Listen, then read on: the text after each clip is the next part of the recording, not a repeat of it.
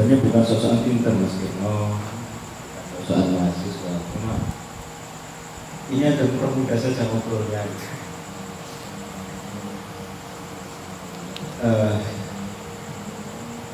Jadi karena sebenarnya saya kurang percaya diri, ya sudah saya sampaikan ke Mas Kirno, Mas Kirno ya saya tulis saja gitu. Nah, jika ada yang belum bisa mengikuti kan saya baca aja ya, tulisan yang disebut makalah ini saya tulis tenteru dan tenteru dan mungkin tenteru. Saya baca ya sudah 5 makalahnya masing-masing. Berapa menit Mas? Oh, sepuasnya. Kayaknya nggak sampai 10 menit. Oke. Sidang jamaah ngaji tenteru yang berbudaya.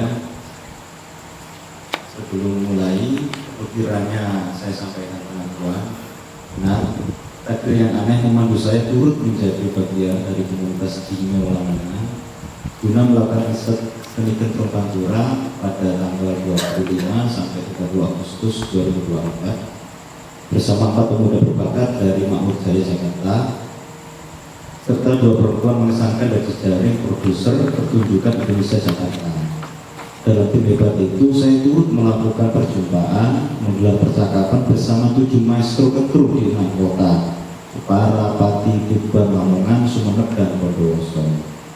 Saya berlaku atau sok-sokan berbagi bacaan dan catatan serta menyumbang bagian dari laporan perjalanan berjudul Seni Tenteru Usuk yang Muda Beranak Pinak Menyelinap di Lipatan.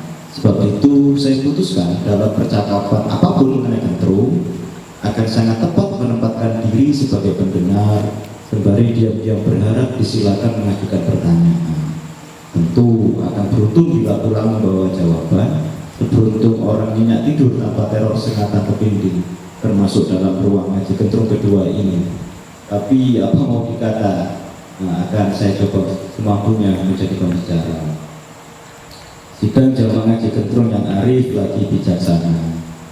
Mulanya saya tergelitik mendengar beberapa orang yang menyamakan sekaligus menanyakan tenteru yang lazim kita kenal, yang lazim kita pahami sebagai seni bercerita menggunakan rebana dengan tenteru sebagai alat musik mirip gitar namun lebih kecil dengan 4 senar yang mungkin lebih pas disebut ukulele. Pula saya merasa biasa saja mendengar orang bertanya skenanya beda atau samakah antara tenteru Sunan Derajat dengan air minum Sunan Derajat. Tetapi usai menempuh serangkaian tahap demi tahap riset, tiba-tiba 2 pertanyaan yang terdengar bernada humor di atas, tenteru alat musik kah? Beda atau samakah tenteru Sunan Derajat dengan air minum Sunan Derajat? Terdengar lebih retoris dan meneror. Tidak gampang ditangkap dalam satu pengertian, juga tidak cukup dijawab dengan seringnya tawa belaka. Saya ibaratkan 2 pertanyaan itu serupa sepasang mata majemuk capung, bila ditatap lebih dekat dan khusus akan kita temukan sekian lapisan canggih, rumit, mengagumkan. 2 pertanyaan itu hanya sebagian saja dari beberapa pertanyaan lain perihal tenteru, membuat saya tak ragu mengaku bahwa sejujurnya saya kurang percaya diri membicarakan entitas bernama tenteru. Tenteru bagi saya telah menjelma menjadi kosakata yang seakan datang dari semesta lain yang asing dan berbahaya. Sidang jamaah ngaji tenteru yang budiman. Apakah tenteru itu kenteru tambahan merujuk pada alat musik semacam ukulele? Untuk menemukan makna dari 2 kosakata di atas, terus saya kutipkan beberapa pengertian mengenai tenteru dari beberapa sumber. 1. Kemendikbud. Pemberian nama tenteru sendiri berawal dari suara yang dihasilkan dari alat musik tradisional tersebut yang berbunyi truk-truk. Dari ilmu bahasa kita mengenal teori onomatope, bahwa objek-objek diberi nama sesuai dengan bunyi yang dihasilkan oleh objek tersebut, sehingga tidak keliru halayak menganggap tenteru dan kenteru itu sama saja. Keduanya konon dinamakan dari alat musik berbunyi trum-trum. Kedua dari bate tumpah. Tenteru berasal dari ngerengkeng, menghitung, dan ngantong, berangan-angan. Maksudnya mengatur jalan cerita dengan berangan-angan. Ini dari bukunya Pak Utomo. Saya kira kentrung, alat musik itu juga bisa digunakan untuk mengatur jalan cerita yang biasa disampaikan oleh dalang kentrung menggunakan rebahan. 3 wawancara Lulu Juli Astuti dengan kentrung Bima mengaku. Ini cerita yang mengandung asal muasal nama kentrung ya. Dahulu di Mekah pada zaman Nabi Ibrahim ada seorang bernama Umar Maya. Ia mendapatkan wasiat dari Nabi Ishak berupa terbangku terbumi. Suatu saat anak dari istri Umar Maya hilang. Ia kebingungan sehingga pekerjaannya setiap hari hanya kluntra-kluntru memikirkan anak istrinya yang hilang. Kemudian ia teringat wasiat Nabi Ishak. Lalu ia mencari kulit lembu untuk melengkapi terbangku terbumi. Selanjutnya ia membawa terbang itu sambil mengajarkan agama Islam kepada orang-orang kafir yang belum mengerti agama Islam. Dari kluntrang-kluntrungnya Umar Maya inilah nama kentrung diambil. Dalam bahasa Jawa, kata pergi mengembara kian kemari itu disebut entrung-entrung atau kluntrang-kluntrung. Itulah sebabnya seni itu kemudian dinamakan kentrung oleh Kanjeng Nabi Muhammad. Begitulah asal-usul kentrung di Pulau Jawa. Meskipun tidak begitu bagus, rasanya saya bisa merangkai narasi penemuan kentrung sebagai bagian dari kesenian tradisi. Di masa pembangunan Jalan Raya Pos atau Jalan Raya Dendles di sekitar wilayah Sidayu sepanjang Tuban dan Gresik, tersebutlah 2 remaja bernama Karno dan Truno. 2 kakak beradik selisih 2 tahun. Karno 15 tahun, Truno 13 tahun. Penghuni desa kecil yang dipimpin penguasa Serakat dan senang cari nikah. Guna menyenangkan atasannya, penguasa desa buruk itu memaksa lelaki dewasa atau yang bahkan yang belum kuat memikul batu bekerja di bawah cambuk dan ancaman moncong senapan mandor. Sedangkan para perempuan ditangkapi lalu ditawarkan sebagai guli, budak atau penghibur pejabat siapa itu. Karno dan Truno semula bahagia bersama orang tuanya yang mencukupkan diri sebagai nelayan. Mencukupkan hidup sebagai nelayan, mereka sangat tangkas memanjat pohon siwalan, juga terampil membuat perahu. Kemampuan bernyanyi yang diajarkan ibunya membuat keduanya tak jemu bekerja atau memandang ombak dari puncak bukit. Tapi pembangunan jalan raya Pos telah merebut kebahagiaannya. Bapaknya hilang tanpa kabar, sedangkan ibunya yang rupawan sudah tentu setelah berada di pelukan pejabat siapa itu. Karno dan Truno yang lolos dari tangkapan menghibur kesedihannya dengan bernyanyi diiringi alat musik, alat bunyi semacam mandolin, lebar sejengkal dan panjang 2,5 jengkal. Nampak dari jauh menyerupai bentuk kepala dayung. Tidak sulit bagi mereka membuat alat itu, hanya perlu sedikit kayu dan tali. Jelas lebih gampang ketimbang membuat perahu. 4 tali rame yang diikat cukup erat, bila dipetik akan menimbulkan bunyi trung-trung. Dengan mengalungkan benda berbunyi trung-trung, kakak beradik itu mengembara dari kampung ke kampung, menembangkan nasib buruk yang ditanggung lelaki dan perempuan karena penguasa yang serakah. Tentang nelayan yang kehilangan perahu, ombak, desir pasir pantai, dan kampung halamannya sendiri. Mereka tembangkan pula nasibnya sendiri dengan nada pilu mendayung, tapi lebih sering dengan canda yang menggoda tawa. Berbekal alat berbunyi trung-trung itu, Karno dan Truno menanggung kluntrang-kluntrung menapaki desa, mengingatkan rakyat akan kebiasaan nafsu yang sewaktu-waktu bisa melumat mereka, juga mengajak bergembira di masa susah. Orang-orang kemudian hari menyebut bernyanyi sembari bercerita itu dengan ngantrung dari bunyi trung-trung yang didengar, atau kantrung dari potongan nama Karno dan Truno. Kantrung lama-lama menjadi kantrung, kemudian menjadi kentrung. Kentrung dianggap dekat dengan perlawanan rakyat kecil terhadap kesewenangan penguasa serta hiburan di masa penindasan. Saya mulai dilupakan pada akhir abad 19 saat rebana dan alat musik tabuh dianggap lebih Islam daripada alat musik petik seperti gitar atau mandolin atau kecapi atau semacamnya. Di awal abad 20 secara perlahan rebana atau terbang mengambil peran kentrung sebagai media bercerita dengan kepentingan berbeda pula. Kentrung diambil alih dan dikembangkan golongan santri. Demikian legenda sekaligus narasi yang saya karang-karang tentang asal muasal kentrung sebagai seni tradisi Pantura. Jelas tidak bisa diperjawab pembicaraannya karena bebas buat bersenang-senang saja, bukan untuk melegitimasi. Tentu masih ada banyak pengertian mengenai kentrung dari berbagai sumber yang kurang lebih sama dari apa yang kita ketahui. Tetapi setelah proses riset itu, Pengertian kentrung yang bertahan sejak kecil makin buyar, hingga saya curiga bisa jadi nama kentrung yang biasa digunakan misalnya dalam kegiatan ini bukanlah kentrung tapi bernama lain. Apakah wantuanan sebagaimana penamaan kentrung di Sumeneb, atau mindung seperti yang digunakan masyarakat Bangkalan, atau mendiding dalam legenda dari Pertima. Di sisi lain, saya kok merasa nama kentrung memang lebih pas digunakan untuk seni bercerita atau menembang menggunakan kentrung. Kalau pendengaran telinga saya tidak keliru, bunyi trung-trung lebih mudah dihasilkan dari petikan nilon daripada kulit lembu. Pengertian kentrung yang unik datang dari Yakob Sumarjo. Kentrung adalah teater rakyat berupa cerita yang disampaikan secara lisan di depan sejumlah penonton oleh dalang kentrung. Cerita dituturkan oleh dalang kentrung dalam bentuk prosa yang diselingi musiknya dapat terdiri dari terbang atau rebana, kendang, angklung, keprol lesung atau trompet, beduk kecil dan lain-lain. Menimbang temuan di atas serta pertimbangan lain, saya tidak bisa lagi menertawakan orang yang menyamakan kentrung dengan kenterung. Malah jadi lebih banyak bertanya, apa beda kentrung dengan yang bukan kentrung? Kentrung dengan kenterung. Lalu, apa yang membuat pengertian kentrung yang kita pahami kukuh tak tergoyahkan? Belakangan ini, saya jadi sering melamun, membayangkan cerita kentrung yang saya dengar sejak kecil dimainkan dengan alat lain meskipun tidak berbunyi trung-trung, dibawakan oleh seorang yang berbusana biasa saja dengan rangkaian cerita yang tidak dibebani kalimat susah dan ajaran moral mudah dijalankan.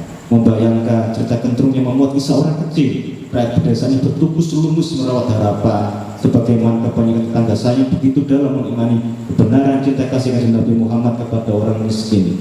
Membayangkan kentrung dengan lakon Sukarti Ngeramut Rojokoyo atau Paimen Nandur Jati atau lakon semacam itu. Dan sebagai anak desa, saya mudah saja mengandaikan menjadi bagian dalam rangkaian cerita menjadi Rojokoyo atau sebatang pohon jati. Hingga penyusunan makalah ini, saya tidak mengerti mengapa pertanyaan juga lamunan itu makin hari kian mendesak. Manakala saya kerap tak sengaja teringat kentrung, maka menjadi jelaslah keputusan saya agar setiap kali terlibat dalam pembahasan kentrung, saya lebih memilih menjadi pendengar, memastikan batas kekeliruan cara baca saya yang berpengaruh pada cara pikir dan menempatkan pengetahuan. Sidang jamaah ngaji kentrung yang budiman.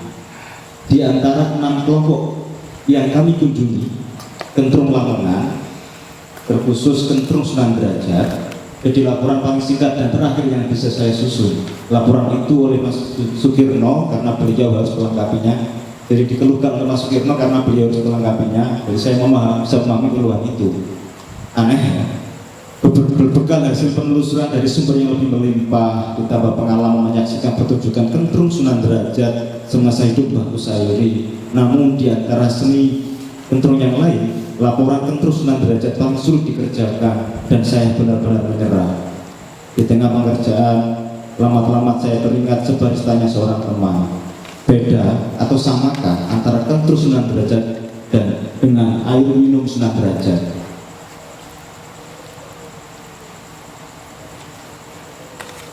Pertanyaan yang semula terdengar tidak lebih dari kelakaran mendadak mendengar selantang bel kereta api, lantang dan memekakkan. Dari buku tak resmian kentrung Sunan Derajat, seni yang terlupakan, saya mendapat data menarik. Nama kentrung Sunan Derajat setelah resmi mulai didaftarkan pada tahun 1991 yang sebelumnya hanya dikenal dengan nama kentrung. Kesenian ini dijalani sendiri, yang artinya Haji Ahmad Kusairi selain berperan sebagai dalang kentrung, juga berperan sebagai manajer dan pemain musik. Bahkan di beberapa pementasan memilih berangkat sendiri tanpa pengawal dan sopir. Entah setan dari mana yang merasuki pikiran saya, tak tahu sopan santun, sekonyong-konyong melakukan tanya, sebenarnya apa arti Sunan Derajat di belakang kata kentrung dan air minum? Apakah penyematan sosok manusia utama itu diperuntukkan guna mendongkrak popularitas, meskipun dengan tujuan yang bisa jadi berbeda?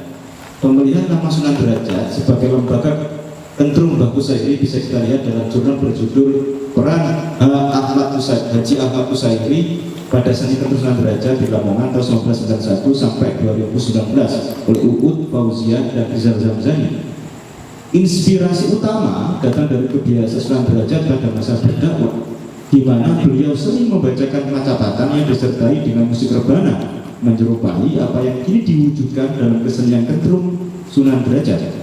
Dalam jurnal yang disusun oleh mahasiswa UIN Tulungagung dikutip pernyataan Pak Rasmian, dua alasan yang melatar belakangi Haji Ahmad Kusairi mendirikan kesenian kentrung Sunan Derajat. Pertama, kebutuhan mengajar merupakan sebuah keniscayaan bagi seorang guru. Kedua, Haji Ahmad Kusairi merasa punya ketertarikan yang cukup kuat terhadap Kanjeng Sunan Derajat, yang mana ditunjukkan pada kitab Ambiya yang berisi tentang cerita 25 nabi dan rasul.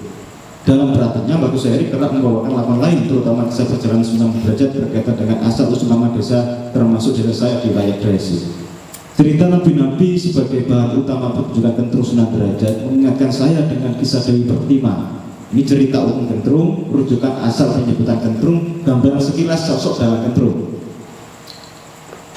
Diceritakan, putra Dewi Pertima, cucu Kanjeng Nabi Muhammad atau Hasan Husain, berumur sepasang 5 hari. Dewi Pertima menyuruh sahabat mengali suaminya belanja ke pasar membeli bahan-bahan untuk selamatan anak mereka.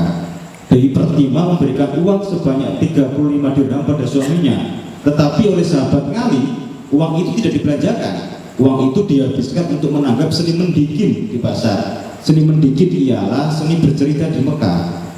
Isi ceritanya tentang kehidupan para nabi sebelum Nabi Muhammad. Pada waktu bercerita menurut kisah Nabi itu, si pencerita memukul instrumen yang dibawanya. Instrumen itu selalu dibawa kian kemari oleh si pencerita tanpa bantuan siapapun. Oleh karena isi cerita mendikin ini mengenai kehidupan para nabi, maka sahabat ngali sangat tertarik kepadanya. Tetapi Dewi Pertima, istri ngali, marah pada suaminya sebab uangnya dihabiskan untuk menanggap seni mendikin. Ia menerangkan bahwa yang pergi ngamen seni mendikin ialah orang miskin dan tidak mempunyai pekerjaan. Untuk menghidupi keluarganya, ia terpaksa pergi mengembara kian kemari, menjajakan cerita tentang kehidupan para nabi dari Jepara sampai Tuban. Kentrung pakem yang gampang dipelajari karena naskahnya sudah ada. Sing diarai angel iku basa Jawane. Ning lakone padha, tantangane ning Lamongan bener basane ora kidungan. Yen tantangane cerita sejarah desane. Iki sing ndadekno angelan senenge kentrung. Ngetan ning Madura iku ya wis lakon kaya drama. Ludu kongkon koyok Lamongan gak iso sebab cerita desa dan iki kudu topo ritual. Kalau di Tuban, di Jepara saya moto bukune tak moto dan itu tak apa no ya iso, tapi ceritanya yang disampaikan Pak Deni koyok ceramah niki wayahe kelahirane Kanjeng Nabi ya cerita Nabi. Lamongan ora gelem jaluke cerita desa ngomong walaupun kelahiran Nabi. Lah pintere kentrung Lamongan kok pancen wong Lamongan kan yo pinter no. Nah piye ning wayahe muludan iki tetep dilebokno ning cerita Kanjeng Nabi. Mergo iki peserta sakmene ora iso jane cerita mau cara Sunan Derajat celuk lungguh sikle omben kopimu. Iku ciri khas Lamongan, ana tamu mesti ana ngombene. Dan itu yang disampaikan kentrung.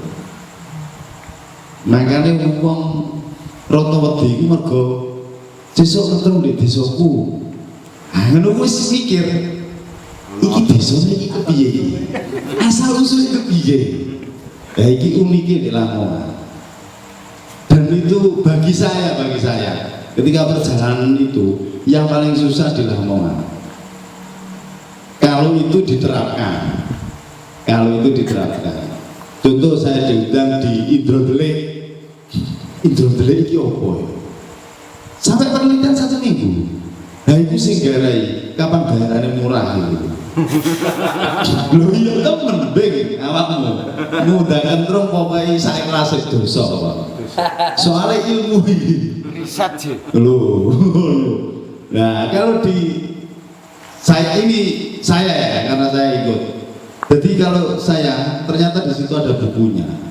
Penerus saya mergo gak iso boso iku akhirnya ngentrung nggo buku.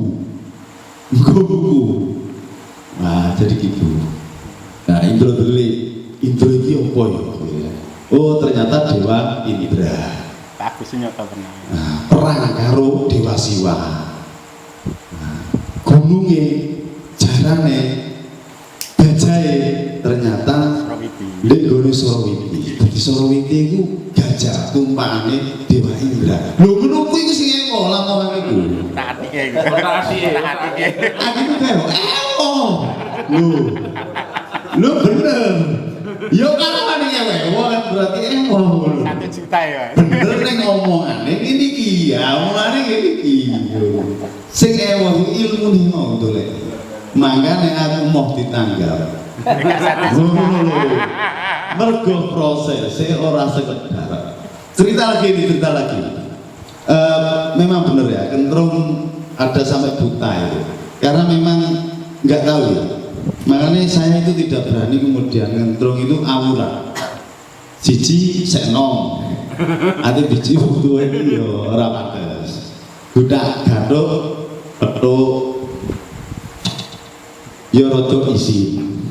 Aslinya digodak gaduk yo ketemu asli ini. Tapi awak dhewe iki ngentrung iku kadang ono mistise. Beneran. Kapan gak tawasul nang desa Danyange ngono. Ya iso jeblos barang. Jadi mergi cerita desa Sampai ngono. ngoten. Saya pernah ngentrung di daerah tengah sana. Sekarang Pilang. Terus Bungkawa. Desa iku apa iki? Tejo Asri. Jadi di mriku wonten makom Mbah Surotejo. Tidak ada yang berani ceramah tentang Mbah Surotejo. Bahkan Mbah Kusairi nggak berani. Lo beneran ini Mbah Kusairi nggak berani. Saya keter-keter iki opo seminggu golek. Sampai sembahyang di kuburan. Nah ini contoh. Contoh. Mengapa? Ya karena menceritakan seseorang. Jangan-jangan orang tepat. Dan ini yang bagi saya itu sing kadang-kadang aku kebingungan. Nek Gresik rada penak mergo ana petahe. Gresik iku penak. Ning Lamongan Jeruk masyaallah. Ning buka peta iku dalanane Kadipaten Tuban, wong Tuban mlayu ning Mojokerto. Dalanan no. Petahe dalanan topo ora ana desa apa Pak? Sumberudi ora ana. Lah iki ning ngentrung ning Lamongan. Dadi perbedaane ngoten, Mbak. Nah, tentang mereka wonten tembang-tembangan sampai pamungkos apa? Donga. Nah, ngoten niku.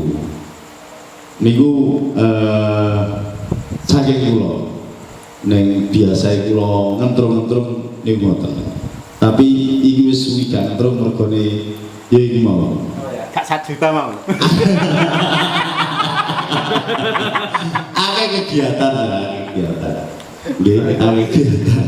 Ya asline nek ngentrung iki mesti minimal 1 juta. Minimal 1 juta. Yo kadang 5 juta barang. Mengentrung, melu ngeterah Gus. Iya.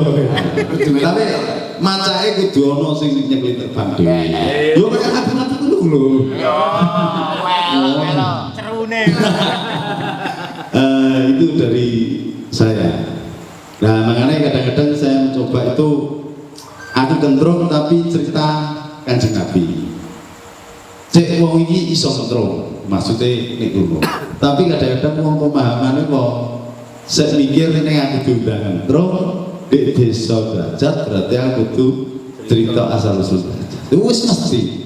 Nah itu nego. Terima kasih Kang Kirno. Berikan sedikit sampai memberikan yang terbanyak biar ada generasi penerus kentrung terutama yang ada di Lamongan. Tapi pada hakikatnya di berbagai daerah memang banyak sekali yang hampir punah.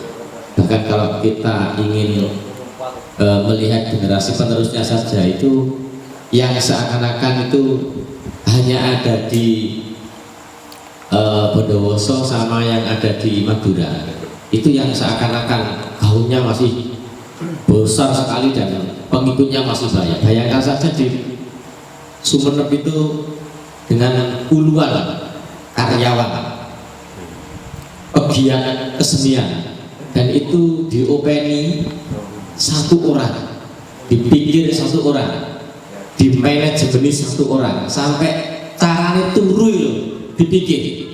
Itu luar biasa cara untuk memanjakan apa itu pegiat kesenian yang ada di sana. Sahabat-sahabat semuanya, kami berharap karena ini masih jam 7:30. Ya itu yang membuat lagu. Orang itu akan senang mendengarkan kalau sesuatu itu dekat dengan dirinya.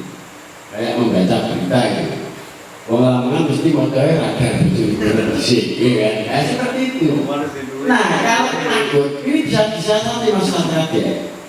Kalau takut keliru tentang tokoh, mungkin ada kita tahu tokoh salah satu yang dibakar. Ya benar.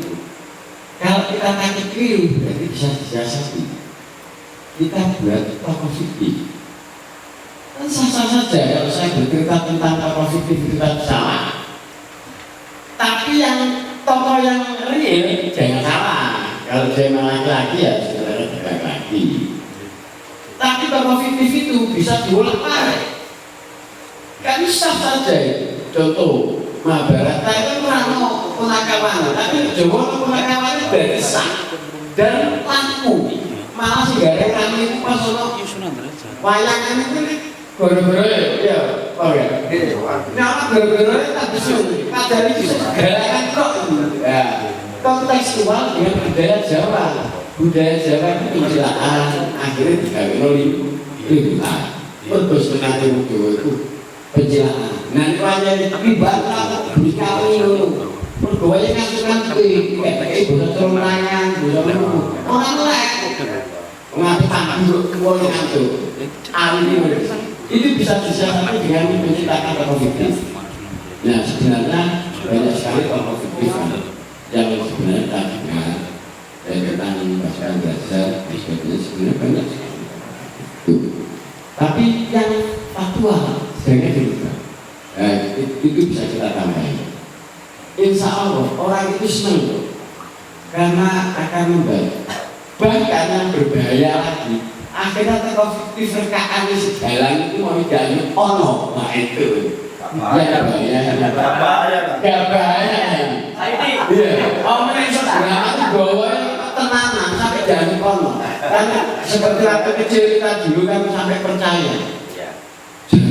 Aduh, kok tenanan loh. Itu ono sampai mbak kita dulu itu tahu dia dari mana. Nah, itu bisa didapati dan itu bisa menjadi ciri kentrung Lamongan bahwa ceritanya itu kontekstual walaupun ada pakemnya bahwa itu masih layangan dia. Jadi tentang nabi-nabi. Tapi saya dulu ada gimana Katiran? Naomi yang ada di sudut-sudut Lamongan dengan kentrungnya yang ditinggali oleh warisan budaya Sunan Derajat. Namun sebelumnya kami berharap dari komunitas Dinyo Lamongan ada sepatah dua kata untuk menutup di perjumpaan sore hari ini, malam hari ini. Kami persilakan untuk Cak Bohe. Dulur-dulur, konco-konco, sahabat-sahabat yang kami hormati, alhamdulillah pada malam hari ini dari komunitas kita bisa mengadakan rutinitas untuk ngaji kentrung. Kami selalu berbuka karena memang niatan kami yang pertama adalah silaturahim, kemudian yang kedua yaitu muri-muri budaya, dalam hal ini adalah Kentrung. Kebetulan pada malam hari ini yang kita kupas itu tentang riset, sebetulnya tidak riset, melainkan asesmen ya, karena masih ada 2 tahap lagi. Yang kemarin itu tahap rawat, kemudian ada tahap panen, kemudian ada tahap pagi. Itu sehingga pada malam hari ini yang dikaji adalah hasil asesmen yang kita lakukan di 6 kota selama 7 hari kemarin. Untuk bulan depan ya, kami juga tidak menutup, barangkali ada beberapa teman kami yang kemudian ingin mengkaji Kentrung dari berbagai sudut, entah itu dari proses kreatifnya ataupun dari musiknya atau dari segi artistiknya yang lebih dalam lagi, itu kami persilahkan. Begitu juga yang Kentrung ya, di pamflet itu ada 3, ada Kang Yazid, kemudian ada Cak Ubin, kemudian ada Cak Sangkaber. Kami juga tidak menutup kemungkinan barangkali kemudian teman-teman untuk bisa bergabung untuk mengisi perform di setiap ngaji Kentrung. Dalam hal ini adalah Kentrung ya, tentu saja karena memang temanya adalah Kentrung. Dan kami juga tidak menutup kemungkinan, tidak menutup diri pertunjukan yang disajikan setiap pada bulanan itu apakah Kentrung konvensional ataupun Kentrung yang sudah modern, artinya sudah dimodifikasi. Itu kami selalu terbuka dengan ide atau gagasan dari teman-teman semua. Intinya kami ingin doanya, ingin semangatnya dari konco-konco, mudah-mudahan acara ngaji Kentrung ini bisa istiqomah, bisa kita lakukan pada bulan ya, sehingga jalinan silaturahim ya, antar seniman, antara budayawan itu bisa terus terjalin di kota yang kita cintai, yaitu Kota Lamongan. Itu sekali lagi saya terima kasih pada dulur-dulur yang pada malam hari ini sudah meluangkan waktunya untuk serawung, untuk datang.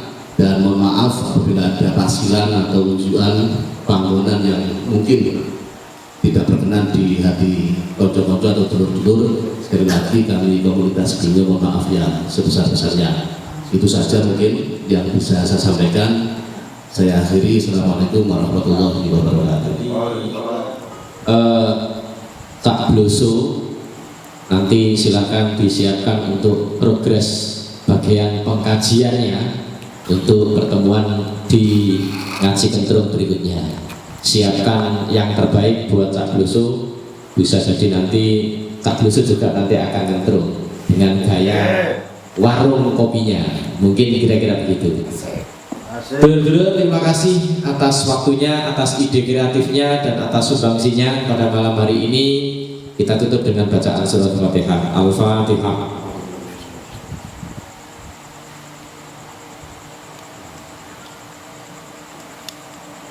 Saya akhiri. Wallahu muwaffiq ila aqwamit thoriq. Assalamualaikum warahmatullahi wabarakatuh.